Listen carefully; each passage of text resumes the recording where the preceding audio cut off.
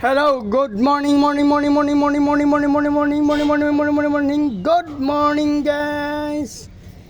To this video guys, February 20.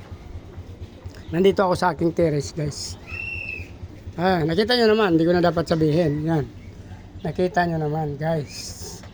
Yan ang mga inaalis ko doon dahil mayroon akong kukuning fry doon sa aking tub na nasa ilalim. Pinakailalim yung may fry guys, kaya ito inalis natin yan. Tsaka ito guys, same, ito yung plants niya guys. Ito yung tub na pagkukuhanan natin yan, oh. Ayan guys, actually may nakukuha na tayo yan. Kunin na natin yung plants guys para makita nyo medyo sa video. Yun.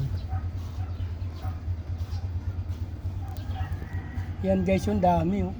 Mayroon na, actually may isa ng malaki dyan. So ibig sabihin, nauna siyang ipinanganak yan at ngayon lang din natin nakita.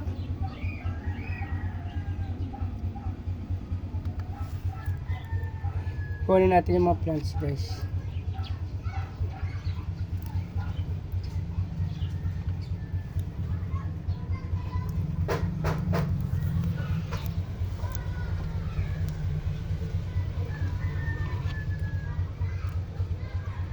Ayan guys, may fry nakakasama sa pagkuha natin ng plants.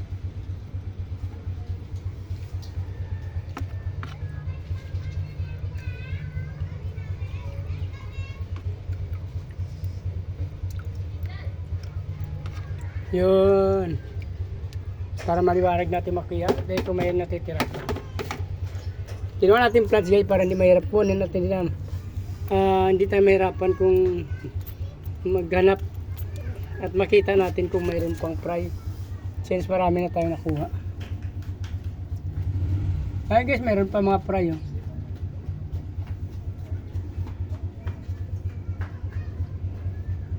Ayan guys, oh. Yan. Yan pa guys, oh. Ayan ating mga breeder guys, oh. Actually, RDCs sila guys, oh. Yan.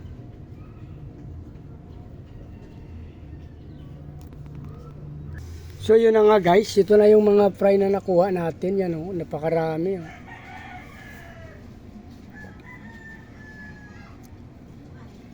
Tsaka guys, nag-decide ako na bawasan yung male kasi guys dito 3 lang ang female pero 4 pala ang male guys.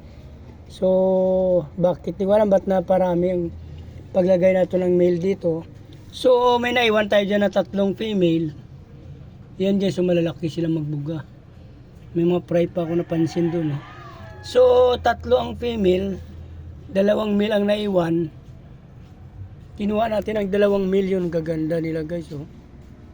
Sobra-sobra na kasi dun para sa 3 female guys. Actually, yung 2 male sa 3 female. Kailangan, kaya pa ito nila yung 5 na female, tapos 2 male, kaya pa guys. So, magdadagdag ako dito ng female pag mayroon akong makita sa ating grow out na medyo maganda na future breeder. So, nag-decide na lang ako na iwanan na nito muna ng 2 since parehas naman sila guys, oh.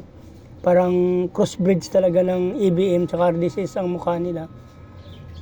Parehas sila black pero RDCs yung kanilang fin. Pero yung kanilang body tsaka kanilang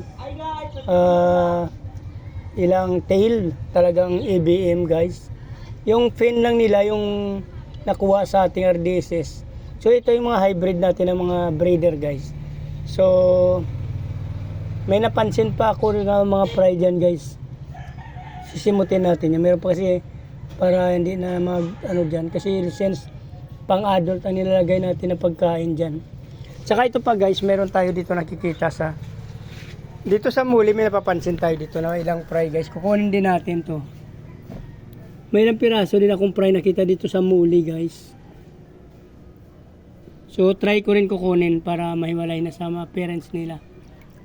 So pag nagustuhan nyo yung video na to guys, please like, follow, subscribe sa aking YouTube channel guys, Chris TV, sa aking Facebook page, Paki-subscribe nyo na rin guys sa Chris Molino.